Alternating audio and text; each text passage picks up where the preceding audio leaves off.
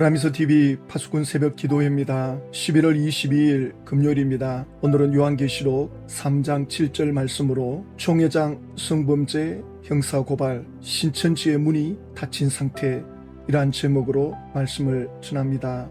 계시록 3장 7절 말씀을 보시면 빌라델비아 교회 사자에게 편지하라. 거룩하고 진실하사 다윗의 열쇠를 가지신 이 곧 열면 닫을 사람이 없고 닫으면 열 사람이 없는 그가 이르시되, 이제 소아시아 6번째 교회입니다. 에베소, 스무나, 버가모, 두아디아, 사데, 빌라델비아. 예수님께서 빌라델비아 교회에 보낸 편지 내용은 다윗의 열쇠를 가지신 예수님, 열면 닫을 사람이 없고 닫으면 열 사람이 없는 예수님께서 말씀하고 있습니다. 빌라델비아 교회는 칭찬만 있는 교회입니다. 아주 작은 규모의 교회인데 인간적인 관점에서 볼 때는 그 규모가 대단하지가 않습니다. 예수님께서 그들을 통해서 구원의 문을 여는 칭찬의 말씀을 하고 있는 걸 볼 수 있습니다. 그렇지만 신천지 총회장은 빌라델비아 교회는 2000년 전 소아시아 교회는 아니다. 그건 다 헛상에 불과하고 그 빌라델비아 교회의 사자는 장막 성전의 7사자 중에 한 사람이다. 그렇게 말하잖아요. 그러면서 그 장막 성전에 니골라당 청지 교육원이 들어와서 전부 배도했다.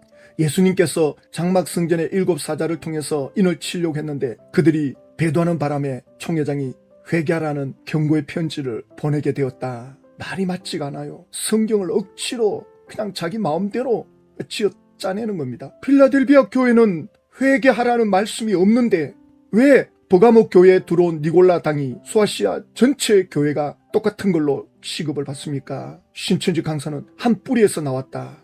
그러면 칭찬받는 필라델비아 교회도 있으니 같이 말씀해 줘야 되는데 신천지 요한집화장이나 총회장이나 필라델비아 교회가 칭찬받은 것에 대해서는 전혀 설명을 안 합니다. 이것이 어찌 계시록을 통달했다 할 수 있습니까? 자기가 유리한 것만 외치고 불리하다 싶으면 전혀 건드리지 않는 필라델비아 교회 주님이 말씀한 거 보십시오. 8절에 볼지어다 내가 내 앞에 열린 문을 두었으되 능히 닫을 사람이 없으리라. 내가 내 행위를 아노니 너가 작은 능력을 가지고서도 내 말을 지키며 내 이름을 배반하지 아니하였도다.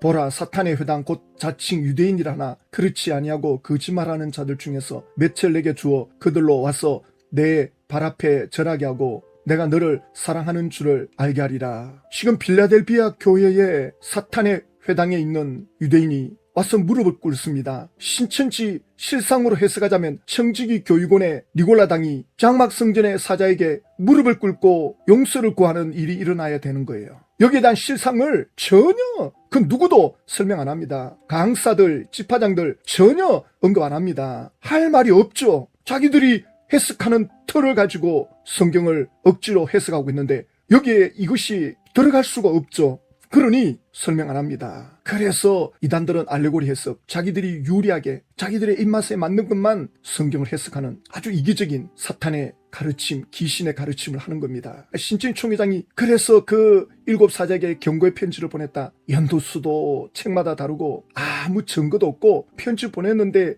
받아본 사람도 없고 편지 내용도 공개하지 못하고 어디로 와라, 어디 오면 보여줄 수 있다, 거짓말하고 있고 전부 조작되어 있는 걸 볼 수 있습니다. 그러면서 또 빌라델비아 교회에 천국 문을 열고 닫는 열쇠가 예수님에게 있다 그러니까 그건 또 흉내를 낼 거라고. 신천지 총회장도 천국 문을 열고 닫는 권세가 있다. 아니 왜 여기 그림에 어린 청소년을 갖다 그려놓습니까? 총회장은 지금 90이 넘어가는데 천국 문을 열고 닫는 열쇠가 있다는 것은 천국을 들어가게 하기도 하고 천국 들어가지 못하게도 한다는 구원자라는 뜻이거든요. 천국 문을 열고 닫는 권세가 있다. 이건 구원자입니다. 그러니까 지금은 예수 믿어도 구원이 없다. 이렇게 말하죠. 예수님께서는 2000년 전에 오셔서 구원의 진리를 이렇게 말하지 않았습니다. 진리라고 하는 건 변함이 없어야 됩니다. 그때 천국 가는 길이 다르고 지금 천국 가는 길이 다르고 그러면 그건 진리가 될 수가 없습니다. 예수님 자체가 천국 가는 길이고 진리라고 했는데 왜 시대마다 바뀝니까? 신천지 총회장 안에 예수님이 영으로 재림해 와서 지금 신천지로 와야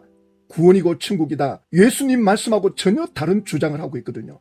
신천지 총회장은 거짓 선지자라는 거죠. 귀신의 가르침을 받아서 지금 하고 있는 겁니다. 사도 베드로도 사도행전 4장 12절에 말씀하잖아요. 다른 이로서는 구원을 받을 수 없나니 천하 사람 중에 구원받을 만한 다른 이름을 우리에게 주신 일이 없습니다. 사람 중에 구원을 받을 만한 다른 이름, 하나님께서 우리에게 주신 일이 없다. 예수님은 사람이 아니시다. 예수님 외에 그 누구도 구원을 주장할 수가 없다. 왜? 그들은 사람이기 때문에. 사람은 천국 문을 열 자격도 없고 천국으로 이끌 능력도 없습니다. 자기 죄 때문에 자기도 구원 못하는데 누구를 구원한단 말입니까? 인간은 다 죄 아래 있는데 구원자가 되려면 먼저 자기가 죄가 없어야 돼요. 그리고 죄가 없다는 증거로 죽음에서 살아나야 됩니다. 인류 역사에 죽음을 이긴 인간은 없습니다. 그건 모든 인간은 다 죄 아래에 있다는 뜻이죠. 총회장도 사람이다. 그렇게 신천지에서 말하는 이들이 있는데 그러면 그는 죄인입니다. 누구를 구원한단 말입니까? 예수님이 그 안에 오셔가지고 대언한다. 예수님은 구원에 대해서 그렇게 말씀한 적이 없습니다. 한 번도 예수님은 구원의 진리를 신천지 총회장이 말하는 대로 말씀한 적이 없습니다. 신천지 총회장이 전부 지어 짜내서 하는 말이죠. 로마서 3장 22절에 보면 곧 예수 그리스도를 믿음으로 말미암아 모든 믿는 자에게 미치는 하나님의 의인이 차별이 없느니라. 예수를 믿음으로 말미암아 하나님의 의로움을 받게 됩니다. 죄의 사함을 받게 됩니다. 그래서 의인이라 칭함을 받는데 헬라인이나 유대인이나 이방인이나 차별이 없다. 누구든지 예수를 통해서 의롭다함을 받는 겁니다. 이 죄 때문에 하나님께로 나가지 못하는 겁니다. 로마서 3장 23절에 모든 사람이 죄를 범하였음에 하나님의 영광에 이르지 못하더니 모든 사람이 죄 아래에 있다. 죄에 노출되어 있고 죄의 바이러스에 감염되어 있기 때문에 그 죄 때문에 하나님께로 나아가지 못한다. 하나님께로 나아가지 못하니 천국에 들어갈 수가 없죠. 하나님이 없는 그곳은 지옥이라 그러죠. 이 죄 때문에 하나님과 우리 인간 관계가 막혔는데 바로 예수님이 오셔서 이걸 열어놓잖아요. 그리스도 예수 안에 있는 속량으로 말미암아 속량은 죄값을 치루어 주시는 거죠. 그래서 하나님의 은혜로, 왜냐하면 값없이 우리의 죄를 치루어 주시니까, 아무 조건 없이 죄값을 치루어 주니까 하나님의 은혜죠. 그래서 값없이 의롭다함을 받았다. 값없이 의롭다 하심을 얻은 자 되었다. 예수 그리스도를 통해서 많이 속량함을 받는데 도대체 예수 외에 누가 자꾸 구원자라고 할 수 있습니까? 신천지 총회장의 삶을 보더라도 죄와 허물이 더덕더덕 붙어 있잖아요. 본인도 온전한 삶을 살지 못하면서 천국 문을 여는 열쇠를 가지고 있다. 이거는 뭐 거짓 선지자죠. 그래서 요한계시록 20장 10절에 거짓 선지자는 마귀가 던져치는 불과 유황못에 거짓 선지자도 던져진다. 그리고 총회장은 음행하는 자들과 점술가들과 우상 숭배자들과 거짓말하는 모든 자들, 총회장이 지금 여기에 다 연루돼 있잖아요. 그의 결과는 회개하지 아니하면 불과 유황으로 타는 못에 던져집니다. 신천지에 있는 분들이 제대로 좀 생각이 있는 집화장 강사라면 지금이라도 총회장에게 가가지고 이러면 안 됩니다. 회개합시다. 할 수 있는 용기를 가진 사람이 나와야 되는데 누가 그렇게 하겠어요. 이제는 신천지는 내리막길로 갑니다. 이제 신천지는 문이 닫힌 상태입니다. 어제 11월 21일 목요일 안양 동안경찰서에 공희숙 강사가 성범죄 사건을 고소 고발하잖아요. 고발하기 전에 경찰서 앞에서 낭독하는 내용 한번 잠깐 1분 볼까요? 저는 그 당시 30대 중후반 처녀의 몸으로 60대 후반인 이만희 씨의 변태적 성적 욕망을 해결하기 위한 도구였습니다. 신천지 교리에 세뇌된 저는 이만희 씨의 권세와 강한 요구 앞에 굴복할 수밖에 없었고, 신천지를 나가는 것은 지옥으로 가는 것이라는 교리적 협박에 수치심과 울분을 참을 수밖에 없었습니다. 이만희 씨는 자신을 노아나 모세에 빗대어 어떤 죄를 지어도 세상법으로는 심판할 수 없으며, 자신에게 유죄를 선고한 판사들은 자신이 백보자 심판 때 심판할 것이며, 오히려 자신의 허물을 그려내는 자가 저주를 받는다는 신천지의 거짓 교리를 지금도 교육하고 있습니다. 신천지는 이제 전도의 문이 닫히고 하나님의 은혜의 문도 닫히고 심판의 역사가 진행되는 걸 보게 될 것입니다. 그래서 이 재판이 어떻게 될까 좀 참고해 볼 수 있는 정보를 가져와 봤습니다. 요즘 인공지능은 대단하잖아요. 로봇들이 나와가지고 금메달 따는 선수들과 시합을 벌일 정도로 그들의 합성 능력은 대단합니다. 형법, 형사소송법 다 외우고 있는 인공지능입니다. 변호사들도 인공지능에게 정보를 많이 받고 있다 그러죠. 저도 한번 챗GPT에 인공지능에게 한번 물어보려고 합니다. 지금은 핸드폰을 들고 하지만 나중에는 이제 아바타 같이 실제 사람 같은 얼굴들이 나오고, 나중에 이것이 이제 실제 로봇 같은 인형이 이제 집집마다 있을 거예요. 상담자가 돼줄 겁니다. 시대가 많이 지금 바뀌어가고 있습니다. 자, 어쨌든 제가 한번 물어볼게요. 인공지능 판사님, 재판에 대한 참고 발언 부탁합니다. 신천지 총회장이 약 20년 전에 신천지에 세뇌된 여자 강사에게 성폭행을 했는데 2년 전 세뇌에 풀린 여 강사는 11월 21일에 형사 고발을 했습니다. 이 재판이 어떻게 진행되겠습니까? 이 상황에서는 법적으로 몇 가지 중요한 쟁점이 있습니다. 결과는 다양한 요소에 따라 달라질 수 있지만 몇 가지 고려할 점을 말씀드릴게요. 1. 공소시효 문제. 성폭행 사건의 공소시효는 범죄가 발생한 시점에 따라 달라집니다. 약 20년 전의 사건이라면 당시 법에 따라 공소시효가 이미 만료되었을 가능성이 있습니다. 그러나 2013년 이후 대한민국에서는 성폭력 범죄에 대해 공소시효가 연장되었거나 특정 상황에서는 배제되기도 했습니다. 예, 아동 청소년 대상 성범죄, DNA 증거가 있는 경우 등. 만약 피해자가 미성년자였거나 특정한 법적 조건이 충족된다면 공소시효가 적용되지 않을 가능성도 있습니다. 2. 세뇌로인 고발 지연. 피해자가 신천지의 세뇌로 인해 사건을 바로 신고하지 못했다고 주장한다면 법원에서 이 점을 어떻게 받아들일지가 중요합니다. 세뇌나 심리적 억압은 신고 지연의 합리적 이유로 간주될 수 있으나 이를 입증하기 위한 전문가의 소견이나 객관적인 증거가 필요할 것입니다. 3. 증거와 증언의 신빙성. 사건 발생 후 오랜 시간이 지난 만큼 직접적인 물리적 증거 확보는 어려울 가능성이 큽니다. 따라서 피해자의 증언과 당시 상황을 뒷받침할 수 있는 간접적인 증거, 목격자 진술, 기록, 메시지 등가 핵심이 될 것입니다. 피고인이 범행을 부인할 경우 피해자의 증언만으로 유죄가 인정되기는 어려울 수 있습니다. 법원은 증언의 신빙성, 일관성, 세뇌 상태 등을 심층적으로 검토할 것입니다. 4. 사회적 압력과 영향. 종교적 단체와 관련된 사건은 사회적 관심을 끌기 쉬우며 종교단체 내부의 권력 구조나 심리적 억압에 대한 논의가 추가될 수 있습니다. 이런 점이 사건의 판단에 간접적인 영향을 줄 수 있습니다. 5.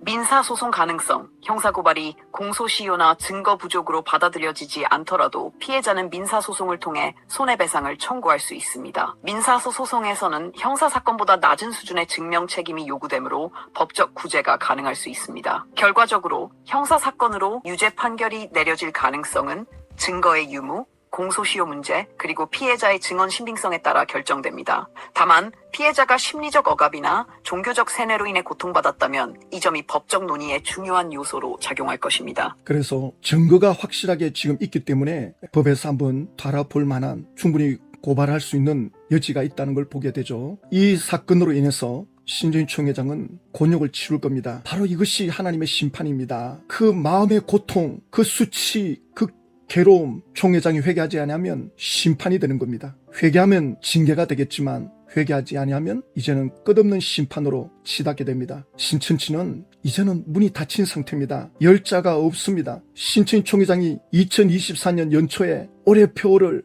바벨론 심판 승리해다, 바벨론 개신교회가 하나님의 심판을 받아 불이 떨어진다. 그것도 육적인 불, 실제 불이 개신교회에 떨어진다. 신천지의 여러 사람들이 그렇게 알고 있습니다. 심지어 총회장이 예수님의 대언자로서 이 말을 했다. 계시받아서 한 말이다. 그렇게 말한 신천지 분들은 심각하게 생각해야 됩니다. 지금 바벨론의 심판이 아니라 신천지의 심판이 지금 시작됐습니다. 하나님은 무서운 분입니다. 하나님을 가지고 이렇게 장난을 치고 예수님을 짓밟고 십자가를 짓밟는 이런 일을 하나님이 끝까지 두고 본 적이 없습니다. 지파장 강사들 멋모르고 총회장이 이 시대 구원자인 것처럼 떠들고 외쳤는데 지파장 강사들도 책임져야 됩니다. 지파장 강사들의 책임이 큰 거예요. 그 지파장 강사들의 가르침에 신천지 총회장이 힘을 얻고 사람들을 지옥으로 끌고 간 거 아닙니까? 그러니까 중간에 있는 총회장 외에 지파장 강사들이 이걸 깨닫고 회개해야 돼요. 그렇지 않으면 이제는 갈수록 하나님의 심판을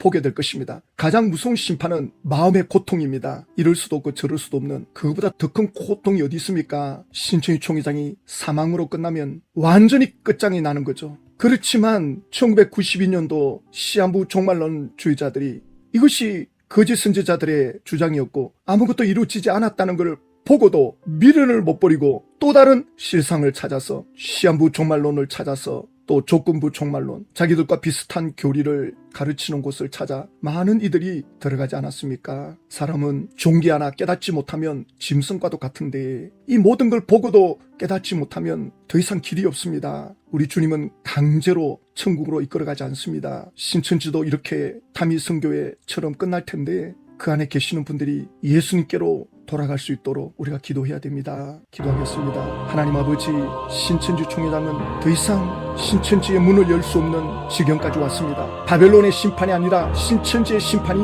시작이 되었는데 총회장부터 집화장 강사들 또 신자분들이 깨닫고 예수님께로 돌아올 수 있도록 하나님 은혜를 베풀어 주시옵소서.